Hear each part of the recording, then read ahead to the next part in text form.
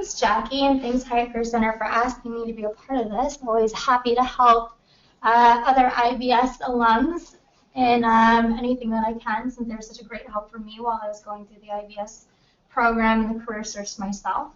So I'm going to talk a little bit about my background. I'll be very quick, talk to you about Michael Page, how I got into Michael Page, what we do here, and what it is I do as a recruiter, talk about market trends that we're seeing, recruitment trends, the recruitment process, so you get a good insider's perspective on what it's like to actually work with a recruitment agency or recruitment consultant, and just some like little insider tips on you know, just kind of the other side of things when you work with recruiters and trying to make that next career move.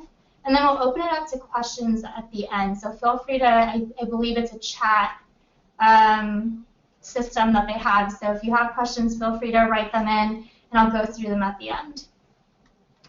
So just a little bit about me. So I graduated from IBS with my Master's of Arts in International Economics and Finance in May 2014. While I was at IBS, I did 2 years of internships with the state doing trade development. I worked with local suppliers and global businesses and importers to facilitate trade development from Massachusetts outwards. And I loved it. I loved utilizing everything that I was learning at IBS, specifically economic analysis, data analysis, and research. But what I really missed was working with people and working on kind of that client-facing side of things on a day-to-day basis. So when Michael Page reached out to me and asked if I wanted to be one of the recruitment consultants for their financial services team, I thought it was a great opportunity to utilize everything that I've learned at IBS, utilize my researching skills, keep up to date with market trends and the economics of everything, but at the same time be on that people side. It was a really great marriage of the two, so I took the opportunity as it came. So no one, I think, really grows up. I definitely didn't want or ever consider being a recruiter. And when MP had hunted me, it was just one of those things where you take the opportunities as they come, and it worked out for the best. I love being a recruitment consultant, and I've done it for about a year now. And I've kind of moved within different teams within Michael Page, and I can talk a little bit more about that and some of the trends that I'm seeing specifically in financial services space. So Michael Page Group is comprised of Page Exec, Michael Page, and Page Personnel. We are a leading global recruitment firm, and we specialize in 25 different areas. We've been around since 1976, and we've really grown to cross over 35 countries, 153 offices, and over 5,500 people worldwide. So we do permanent placements, we do temporary, and we do fixed-term contracts. I specialize, and most of us in the Boston office specialize in permanent placements, although we do touch on temp, and we work from boutique to some of the really big companies and banks like UBS, Deloitte, Santander, and then some of the middle markets as well. Michael Page is a FTSE 250 company. We're based out of the UK, and like I said, we really span across different disciplines, and we are specialized in the areas that we recruit within. I can only speak about Michael Page, but we are one of the only global and larger recruitment firms that specialize in full cycle recruitment. And we are considered a recruitment consultancy, which we do take very seriously, and I can talk a little bit more about that. Full cycle recruitment means that you not only do one part of the full cycle of hiring, from sales and business development of actually getting the companies that want to work with us and utilize our services, but we also find the people that we help consult in when building out teams or talking about growth initiatives. It's a lot more human capital consulting than anything else. And we are very much more relationship-based. So when you work with a recruitment firm or recruiter, I guess, you know, it really depends on the type of experience that you want. If you're that type of a candidate that really kind of wants just to make a move, it doesn't really matter where you go, really kind of open to anything that's out there within your space or your niche. There are some bigger firms like Randstad or Robert Half, or I think Insight Global is another one where They have certain people that do the sales and business development and account management and a whole other team of sourcers that pull resumes that are somewhat similar, and they send 25 to 50 resumes per job. And that's not necessarily what we do here. We do the business development, we do the sales. I reach out and I work specifically with big banks and financial service firms. And then I consult with them months at a time over, growth initiatives of what their short-term and long-term goals are for growing particular teams. Talk to them about market trends, whether it's, this is what is happening in this industry. This is what compensation looks like. This is what the economy is going to look like in the next 6 months to a year based on certain facts. And then we work with them as partners to figure out what that needs to look like for their team as they move forward. And then we go out and we do the other side of things where we actually go look for those people that we've consulted on them with. And we help kind of bring those people in and then make sure that, what we've consulted on them about is kind of what, is happening in the next 3 to 6 months. So it's a really long-term type of relationship.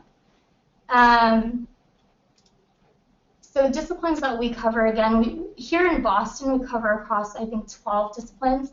I specifically head financial services and banking, front office, buy-side, sell-side. I used to head compliance and risk, but I'm going to try to broaden it out a little bit when I talk about industry trends that we're seeing. I've consulted with some of the other teams here to talk about IT and compliance and risk, accounting and sales and marketing, just to make it a little bit more of a broad overview of some of the things that we're seeing in the overall marketplace. Before I go into that, recruitment trends. So recruiting is becoming a lot more respected and well known in the United States. Globally, recruitment is huge.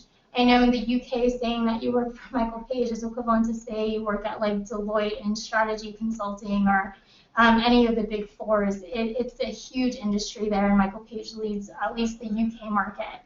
And that's because globally, especially in the UK and other parts of Europe, a lot of the hiring is outsourced. They don't have really strong internal teams like they do here in the US. Here in the US, you have internal recruiters, you have talent acquisition specialists, as they call them some places, and even HR that does a lot of the hiring.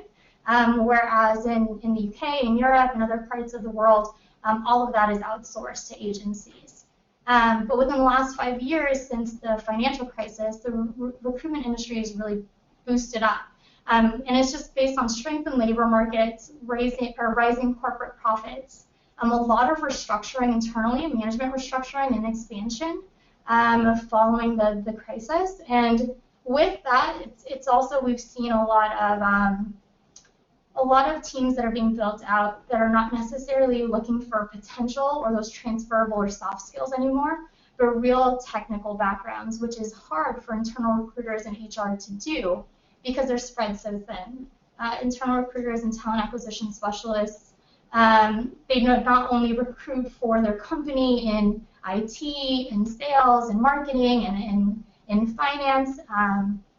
They do all of that, and when they're looking for very specialized skills, agencies like ourselves, where we specialize in very particular industries, we can offer that to them because we actually know exactly what they're looking for on their team. We know those qualifications that are necessary, and they see a lot less turnover when they invest in someone who can provide that type of an insight that someone internally who doesn't necessarily know what those qualifications look like for the team actually are. So that need for more specialized skills and specialized recruiting has increased a lot, especially in certain industries like compliance and risk, where these big banks are, for example, being hit with huge fines because they're not finding the right people to get them where they need to be according to the new regulations. So they're really looking for people who are looking to make that move.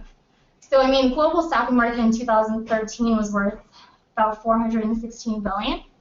In the U.S., the staffing industry valued $124 billion in 2014. So the U.S. market has grown significantly.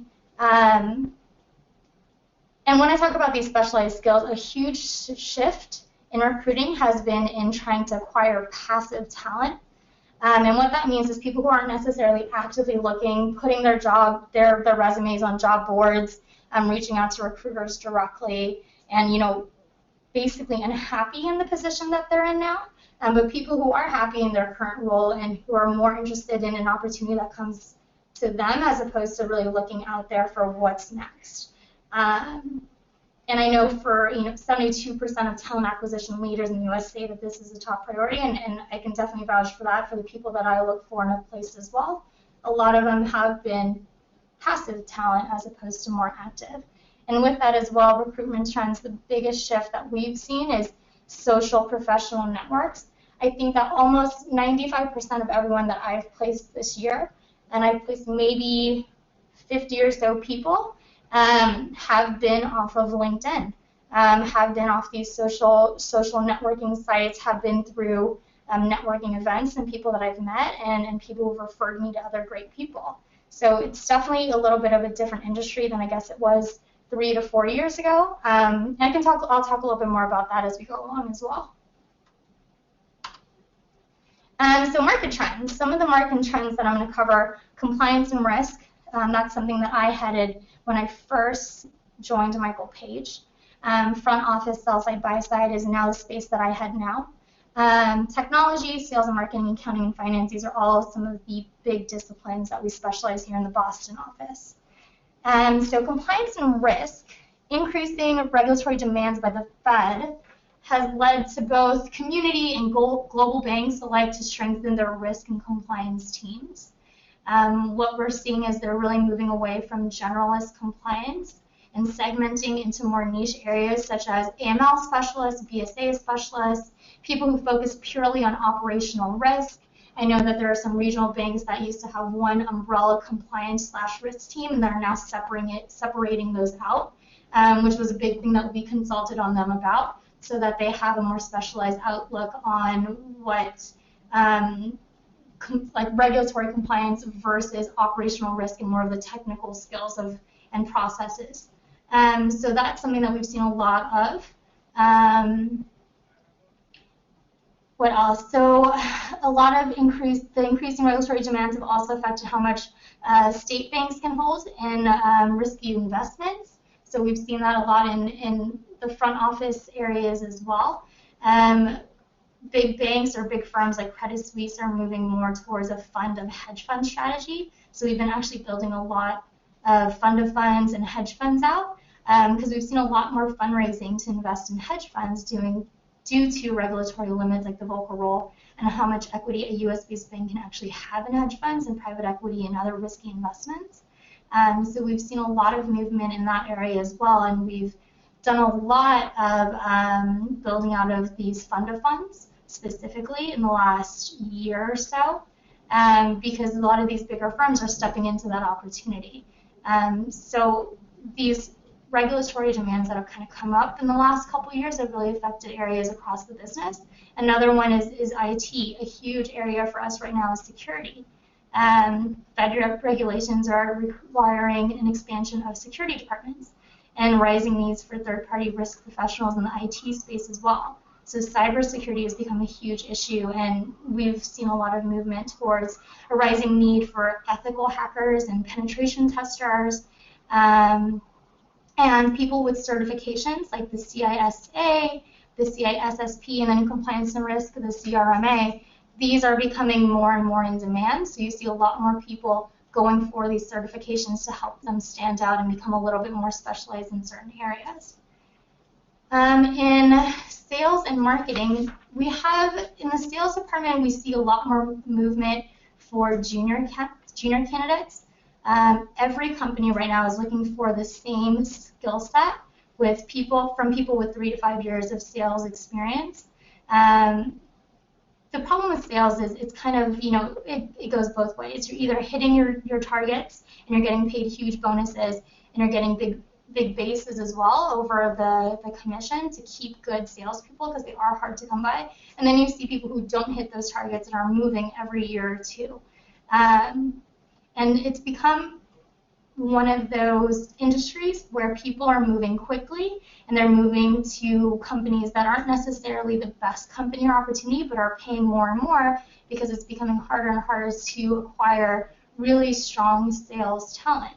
Marketing-wise, everything is moving towards digital and social media marketing, and this has been a struggle for us because they're looking for people, again, in that specialized sector of digital marketing that has not necessarily been around for more of 5 to 10 years, but they're looking for more senior people that have a very specific background in digital marketing to come head these teams and build these out.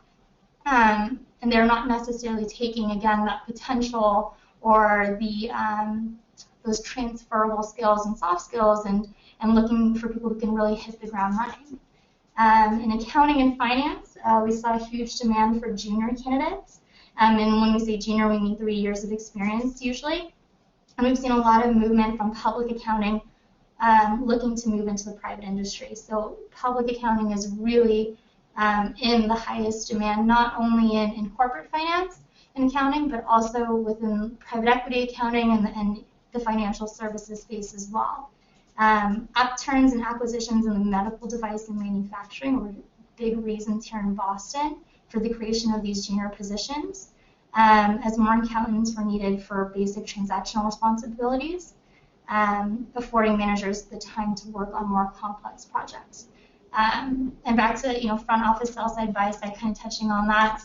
The biggest industry that we've seen kind of in the upswing is technology or TMT and healthcare, especially here in Boston. The market is really saturated with those two particular industries. And investment banking and private equity, they've seen their absolute best year this last year. Those who have covered the TMT and healthcare space. So those are the kind of the trends that we're seeing. Those are the biggest trends we're seeing. That's what the most lucrative areas for us right now. Compliance and risk, front office is always lucrative for us, but we've seen a lot of movement in TMT and hedge funds and healthcare coverage spaces, technology, especially in security, sales and marketing and accounting and finance, people moving from public to private accounting. So just to give you a little bit of an understanding of the other side of things, as most of you are probably candidates looking to make a move, what it looks like from a recruiter's perspective. Again, I can only speak on about Michael Page, but we do the full cycle recruitment, as I had mentioned earlier. And what that means is we not only work with our clients, but we work with the candidate side as well.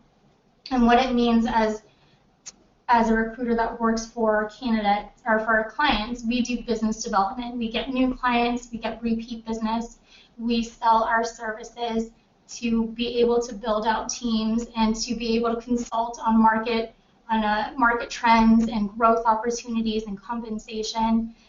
We talk about competitors and what their competitors are doing, and we help them in their short and long-term growth strategy. And then we go to the other side of the candidate where we're actually placing these people that we consult about when growing their teams. So when we work on the candidate side and we work for you guys, we go through referrals, we go through job boards, we headhunt, we look for candidates that fit particular skills. We go through the interview and placement process with them. So with Michael Page, as I said, we are very specialized, we're a very long-term relationship. We're more of a consulting than anyone. So as opposed to some of the bigger companies like Robert Half or Randstad that may send 50 candidates to one job, we send the top 5 to 10 and we cut it off there. And we're able to do this with a really strong vetting process where we meet our candidates face-to-face, either in our office in a more professional setting, but we also go out and meet them for coffee to understand what they're like on more of that cultural basis. We act as that intermediary throughout the whole interview process, getting feedback, making sure that as the candidate or as you go through a process that we're understanding whether or not this is the right opportunity for you and whether or not you are the right candidate to our client, just kind of based on how your conversations go and how the interview process kind of goes throughout. But we also do the negotiations. So we do all negotiations in terms of compensation and benefits at the end as well. And it's no secret that Michael Page earns a fee from our clients based on your first year base salary. So in that respect, we work for you as a candidate because it is our vested interest to get you the very most that we can when it comes to actual salary negotiations. And it's the same in the candidate side. We do a lot of consulting. There are people that I can't necessarily directly put in a role, What I can do is I can help them build their networks. I can give them market information. I can let them know what certain teams are doing in their target companies. Let them know some market trends that I'm seeing in terms of where their next move could potentially be and how to get there. And people coming from certain backgrounds where I've seen them go throughout my experience talking with candidates and working with teams, and the type of people they like to hire and the type of backgrounds that they usually target for people making a move. So on both sides, we do a lot of consulting. So some common misconceptions. Recruiters are not human resource professionals, and it kind of drives us crazy when people say, oh, so you work in HR. We don't. Honestly, we are salespeople. Our entire job day in and day out is talking to big businesses, meeting with them, going on client visits, doing the account management, upselling our services, and then at the same time making sure that we are consulting and selling candidates like yourself for the best opportunity that you can possibly get out there. Our job is not to find you a job. We don't get paid by our candidates, we get paid by our clients. And again, at Michael Page, we are about making the best match out there in the market. So our job is not to just find you a position, but to find you the right position. And the same goes for our clients. Our job is to find our clients the best candidates out there based on the consulting that we do and based on the market and what they're looking to accomplish in the short and long term. Some common misconception when talking to a lot of candidates is the tangible skills and the actual experience versus potential. Everyone says they can learn quickly. Everyone says, I have the potential to do this and that. I have the transferable skills. But honestly, when it comes to our clients, they're only going to pay us a fee to find that person that they can't necessarily find if they were just to post a job and have 100 people apply. So it's really so if a recruiter says, honestly, you're not fit for this position because of X, Y, and Z, it's great that you would have the transferable skills, but that's not necessarily what our clients are looking for, and that's not, what they've asked us to go out there and find. They're looking for those tangible skills. So, and again, from the consulting perspective, if you're not sure of where your background could potentially move into, I get a lot of people who come from corporate finance that want to become investment bankers. It's a difficult process, and sometimes it's, we're very honest in saying it might be easier for you to go out on your own and try to get that job. But don't take that personally. It's just, that's our job, is to send the best people out there, and it comes down to relativity as well. If we get 5 great candidates that kind of hit the nail on the head of what they're looking for, it's usually a little bit more difficult to put in someone with a broader skill set. And to get those types of people in the mix. But if you have a shallow candidate pool where that person that they're looking for is not necessarily or doesn't necessarily exist, then we're able to consult them and broaden out that search a little bit more and get people with a little bit more diverse background and skill set into those particular positions. So it's just, again, don't take that personal when someone says, you're just not a good fit for this job. You just aren't because of your tangible skills and experience. Your job search is a two-way process. Follow up with us, provide feedback, be transparent. We're working on your job search, and we're working with our clients, but we're also working with 20 other clients at the same time. We're working with 100 other candidates. So it's not necessarily our responsibility to make sure that we're always following up with you and chasing you for feedback and asking you what's going on. It doesn't need to be a partnership. You should be following up with us as well. You should be asking for feedback. You should be making sure that you stay on the forefront of our mind, not only for a particular position that we may submit you for, but other positions are constantly opening up. So keeping yourself in the forefront of our mind helps us make sure that we are presenting you the best opportunities across the board that could potentially be a fit. And that goes into the next bullet point. We speak and partner with dozens of people at a time within our specialized industries. And I know, sometimes things can fall through the cracks, but that's why it's important for you to know that it's a two-way process to make sure you're following up with us, making sure you're keeping on our radar, and you're on top of your process as much as we try to be. And at the same time, we only hold so much power over the process. If we're not able to get feedback, we're not able to schedule you an interview or anything like that in a timely manner as you would expect, You know, we can only do so much as that intermediary once we get you into the process of an interview. Then it comes down to, you know, timing. And me specifically working in investment banking and private equity, I work directly with a lot of the managing directors and VPs, and as important as hiring may be for them, they do have their day-to-day job that they need to work on. So setting up interviews isn't necessarily their number one priority. So sometimes it's a more lengthy process, and I mean, when you're working directly with MDs, that's nothing that I can necessarily control. So it's good little tips to know if you do work with recruiters or you're thinking about working with recruiters in your next job search. And I think we have a poll coming up right after this slide. Yep. So Allison wants to know, what is your primary resource for job searching? So if you could please respond, pick one of the 4 options, that would be great. We'll give you about 10 more seconds to enter your responses.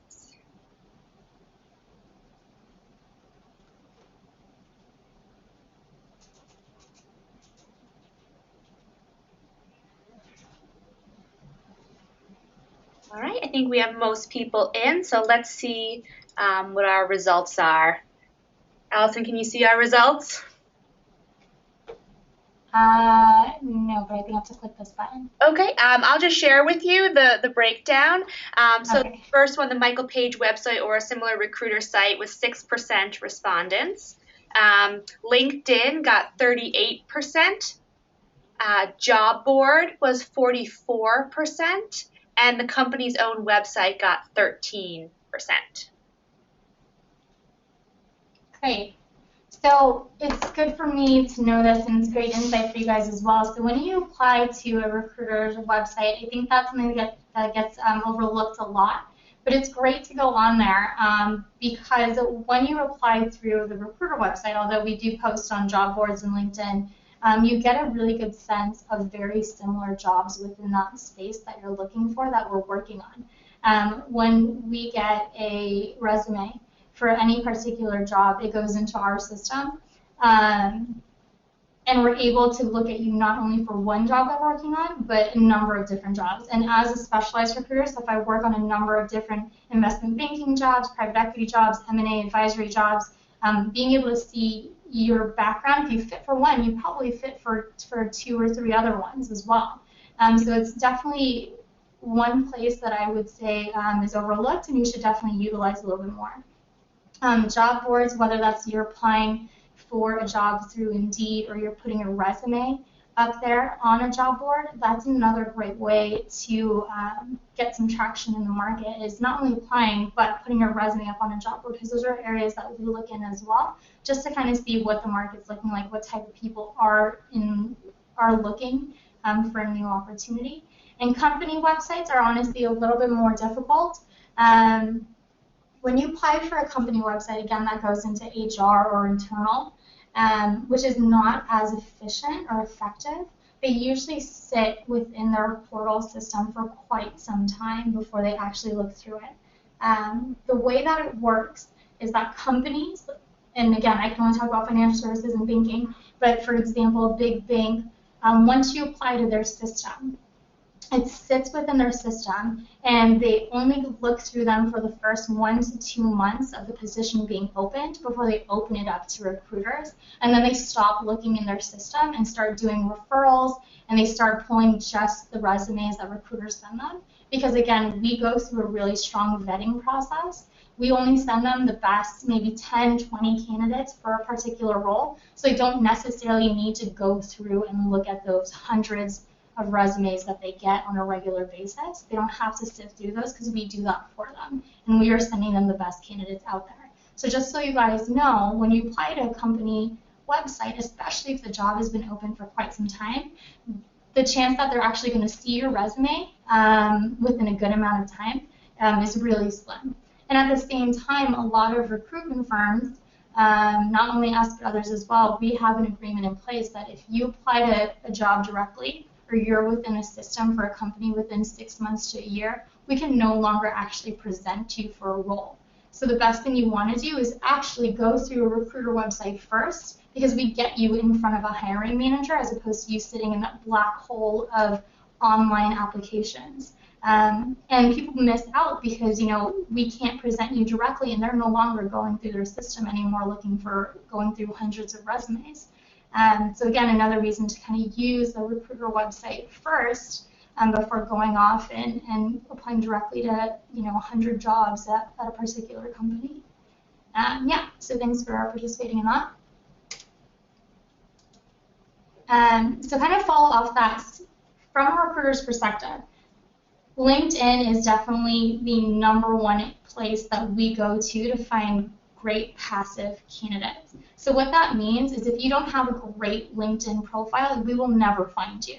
And what I mean by a great LinkedIn profile is that you have a detailed title, so it doesn't just say analyst. So if you're an investment banker, put investment banking analyst covering the TMT space in M&A or something like that. Because these are all particular keywords that I would look up if I'm looking for a particular person. You should have an outline of your responsibilities. You should have a summary of what you do, what your interests are. And if you have recommendations, that's even better. All of these things help you become more noticed, not only from an external recruiter, but internal recruiters use LinkedIn a lot more than they'll go through the hundreds of resumes that they get when they post a job for an hour. This is kind of the go-to strategy for anyone looking to grow a team. And it's also good because to build your network and add people that you know and make sure your connections are strong, because that's another way for us to find you. But not only that, it creates a warm introduction if we see that we have people in common. Same with your resumes. If you're posting them on job boards, make sure you have keywords in there for whatever job it is you're looking to do. Back to investment banking. If you really want to focus on the tech space and you want to go into a more tech specialized private equity firm, that's your next move, then you need to put your tech deals in there. There's no way that I'll take my time and call you and talk to you if I don't see any type of tech in your background, in your deal flow. And I'm recruiting for a private equity analyst role for specifically the tech coverage team. Another thing is have a standard format. You don't need to make it stand out with a bunch of colors or weird pictures or shapes. I got a resume once that was the shape of, that was circular. That was really weird and it was really hard for me to read. And it was just one of those things where it's like I'd rather just kind of pass through it and not look at it at all than to try to figure out what's on there. So keep a standard format. Make sure your keywords there reflect what you're looking to get into, and really outline the responsibilities that you've had. And job boards, there's the known ones like Indeed and Monster and Career Builder, but some really good ones that get overlooked are the Ladders and eFinancial, especially if you're in the financial service space. That's probably the only one I use is eFinancial and the Ladders. And again, when it comes to working with a recruiter, make sure you're just following up with them. If you don't hear from them in 2 weeks, check in. You're really not a bother at all when you're making sure to keep on their radar. Because new positions are rolling out all the time, and we're working with people and new clients and existing clients on a regular basis, building out different teams. So if you're not good for a particular job right now, you could be in 1 month, 2 months, if you're still looking. So now I'll open up to questions. Sorry if I ran through that pretty quickly, but if anyone has any questions. Yep, if you have a question, there should be a question box on the side panel there. Please just type them in, and I'll make sure that they get to Allison. Right now, we're still waiting for some to come in. And if you have any particular questions on any certain industry that you're in, if it's not in financial services, you have my contact information now, I believe. You can reach out and I can direct you to the right people. Again, if they can't directly help you in finding a new opportunity right now, they can be kind of that consultant for you and talk you through what the market looks like and where you could potentially be in that next move. Absolutely. And as a reminder to everyone here, this presentation will be archived, so you'll be able to access the information as well as Allison's information after the presentation too. Great. I'm guessing Allison did a great job of answering all of your questions preemptively. Oh, we're getting a couple in now, actually. Great. Let me just take a look. Question, how many candidates, Allison, did you say that you usually present to a client? To a particular client for a particular job. So for example, if I'm working on an analyst role, I will maybe get, if I post the job, I'll probably get 200 resumes. Headhunting wise, I'll probably send out 20 messages or phone calls for one job. I'll vet out maybe 20 of them, and I'll send 5 to 10. Great, thank you.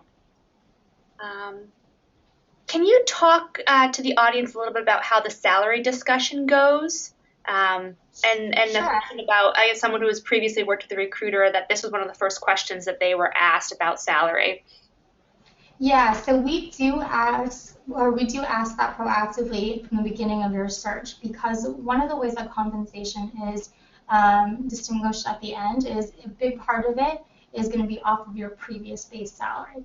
So what we see in the market, it depends on the industry. In compliance and risk, we're seeing huge, almost 25% jumps off of your previous base salary.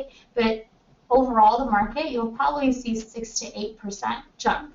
And that's how they determine where you fit within the band, the salary bands. So knowing where you are then, number one, gives us a good sense of whether or not you're a fit for the particular position based on the salary that they have allocated for a particular role. But it also helps us in your negotiation when we talk about this is what you currently were on, this is the band that they fall in. So if you're right in the middle, we will really push for more than the higher end of that 10% range.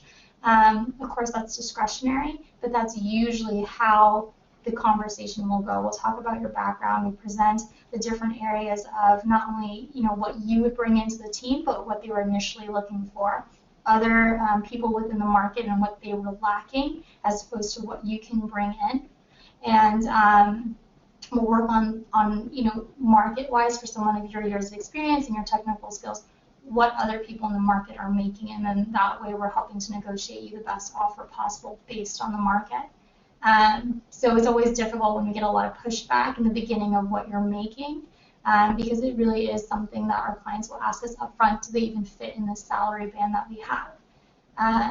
Another thing to note from a recruiter's insider perspective is I know that there's a lot of people out there that want to make a career move into something completely different, and they'll say, I'll take a junior role, I'll take a huge pay cut, but that's not necessarily what our clients like to, it's not something that they'll consider, because number one, taking a pay cut means you'll just want to move up rather quickly and kind of earn that back.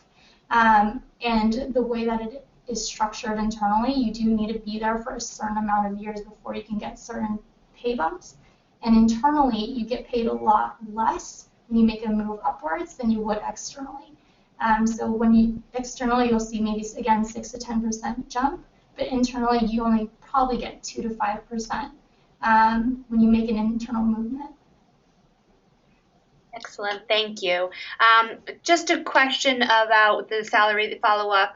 Is there any room to negotiate on the behalf of the candidate? Like, is the candidate ever involved in a conversation with the potential employer? No, unfortunately, they're not. It's all done internally. And we do that because, number one, we've actually gotten people who've tried to negotiate around us on salary with their future employer when it comes down to an offer, and they've lost it because people tend to overthink what they're worth in the market, and it comes off very aggressive. It comes off very compensation driven of a move as opposed to an opportunity. And again, when we're sending the 5 best candidates, there's always that second person that will take a little bit less, and they'll take that person if they're more interested in the opportunity than the compensation jump. So people have lost offers because of that. Thank you. You mentioned that if you posted a job, you would get about 200 resumes, and then from that 200, you narrow it down to the 20, and then the 5 to 10. Can you tell us a little bit about how that number shrinks drastically, and a specific question around particular keyword softwares that are used, and if your firm or if you're familiar with some of the technologies that are used to screen resumes.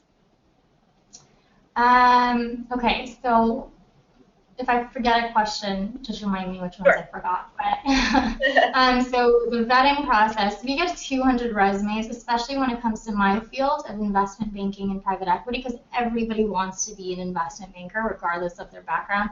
I got a person that I had a trader role once, and I got 500 resumes in 2 days for a trading role, and half the people were like teachers. One guy was like who worked at a pizza shop, and he wrote me a cover letter saying he's taken Finance 101 and has read Trading for Dummies. And so you get a lot of people that, again, really are looking for, well, I have the potential, I have the transferable skills, which is why we get so many. So when it comes down to actually looking at relevant people, it's a process. That's why when we actually speak to people, we speak to 20 people that actually have the tangible skills. We'll do 20 people that we've actually headhunted who are passive in the market, and then from there we meet them, we talk about what they want to do, and we'll take the best 5 to 10, and we'll actually send those people over. And sometimes we filter down by compensation. For example, Wall Street just bumped up their investment banking base, and Boston has followed suit. So we're having people in middle market banks making $150,000 2 years out of school.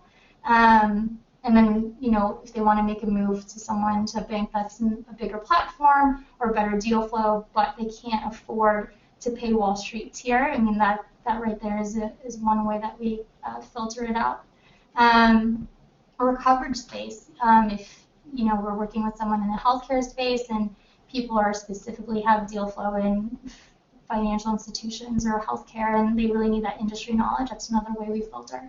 So it really depends on the space that you're in, and it depends on what our clients are actually looking for particular roles. Could you give us a general idea of the timeline from start to finish, from when a job is posted to when you actually place a candidate? It depends. It depends on how quickly the market's moving. So for compliance and risk, when I first started here, I built out a team of 40 in the retail risk space. And they were looking to add those people in within the 3-month time span. So knowing that and working with us on a regular basis and an exclusive basis, we were able to push that timeline to meet that standard for them. If our clients are a little bit more passive, if they aren't necessarily looking for someone right away to fill a gap and it's less of an event-driven hire, then it can take a little bit longer of a time. And again, it depends on who we're working with as well. If we're working directly with MDs that don't necessarily have a strong internal team, sometimes what takes the longest is just scheduling a time that they're in Boston and able to meet for an interview. Excellent, thank you. If you are one of the 4 to 9 people that are not selected by your client, do you think it's appropriate for the candidate to ask for feedback as to why they weren't selected? Absolutely. I mean, we do the best that we can to get feedback on both sides.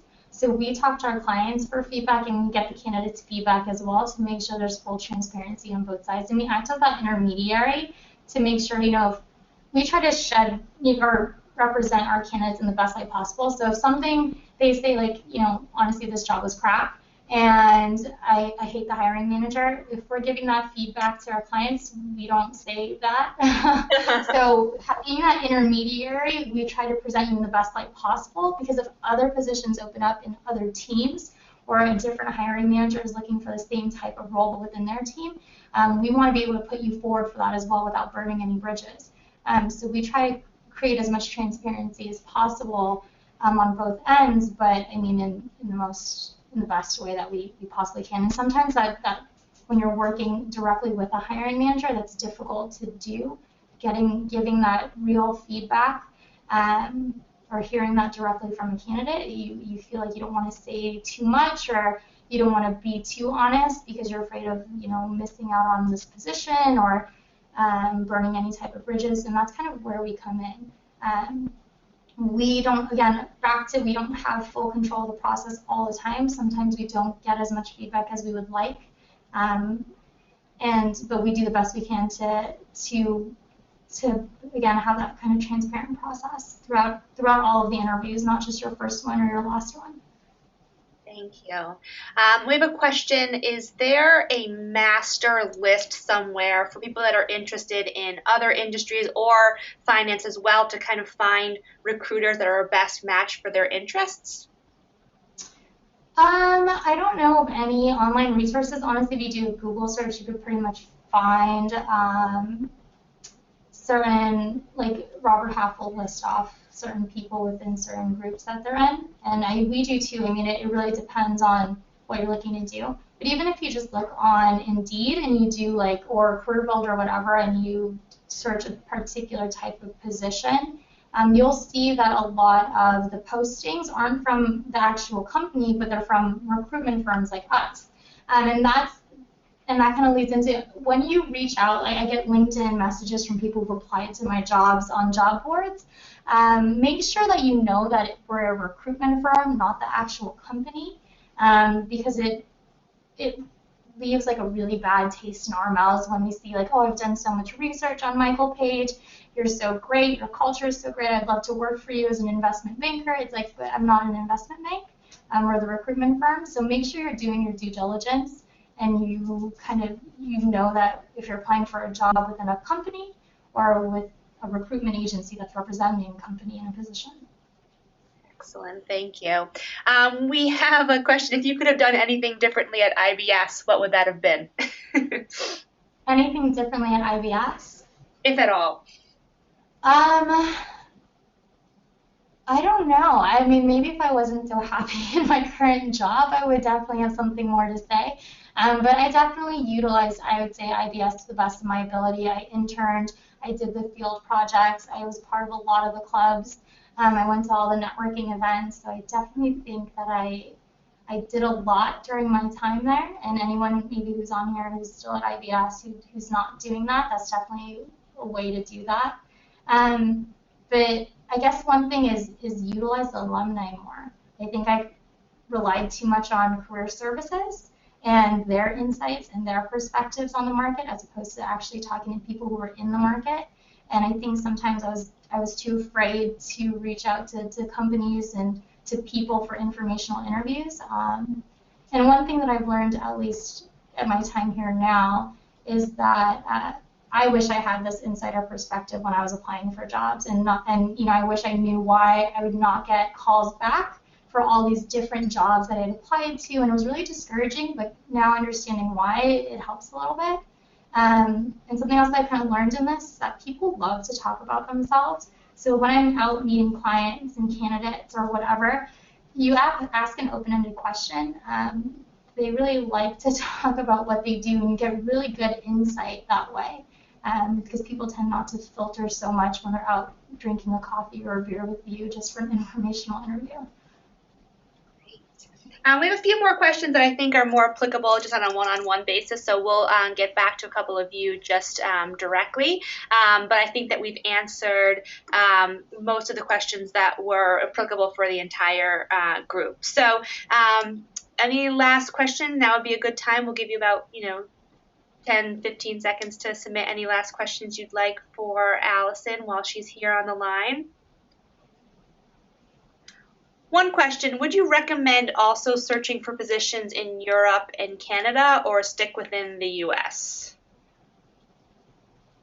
Are you a US citizen? That's a great question. It's unclear from this responded, but maybe working with recruiting firms globally, if you could speak on that. So a lot of our clients aren't open, and very honestly, they're not open to any candidate that requires some type of sponsorship, and that's because, in full transparency, they don't want to have to pay a recruitment fee on top of the legal fees of someone who needs sponsorship. And when they kind of utilize our services, because we are specialists in the market, they do expect us to try to find someone here in Boston that they can't find themselves. There's so many great people from abroad that are here studying, and there's a reason why they're in the U.S. studying, and because they have great internship experience. They're extremely smart, but I mean, these are people that they can definitely find on their own. What they're looking for is that needle in the haystack sometimes. So it's really difficult to work through a recruitment agency when you need sponsorship. The global firms like Michael Page, I mean, we have really strong offices, again, in 30-something countries. Applying abroad is probably the best way to do it, but make sure on your resume that you have your where you're able to work permanently. That is a great way for us to filter it out, and for us to know right off the bat, like if you hold a green card here or you're on your H-1B, it's good for us to know. And there are going to be postings where if they are open to sponsorship, we will say it on there. If we don't, then they're usually not. But I mean, I would never discourage anyone from applying abroad, especially if we have a platform for you to be able to do so and you're working with a recruiter out here. Excellent. Thank you for answering that. All right. I think we've wrapped up kind of the group questions. Anything else you'd like to add, Allison? No, that's it. And again, you guys have all my contact information, so don't hesitate to reach out if you do have any questions. Wonderful. Well, thank you again, everyone, for joining us. If you could just at the end of this session complete our survey. The Hiatt Career Center is open for appointments, for questions for alums as well as students. So please feel free to get in contact with us if you have any particular questions. We will be having another webinar coming up in November. These are monthly webinars. The topic for that is how to network when you don't know what you want to do. So keep that in mind for the upcoming month. That's Monday, November 9th. We also have an active LinkedIn group that you're welcome to join. Thank you, Allison. And please get in touch with us if you have any questions as well. So with that, I think we'll end our webinar. I think we have a lot of positive feedback. So thank you again, Allison, for participating and sharing your insights and your wisdom with the group today.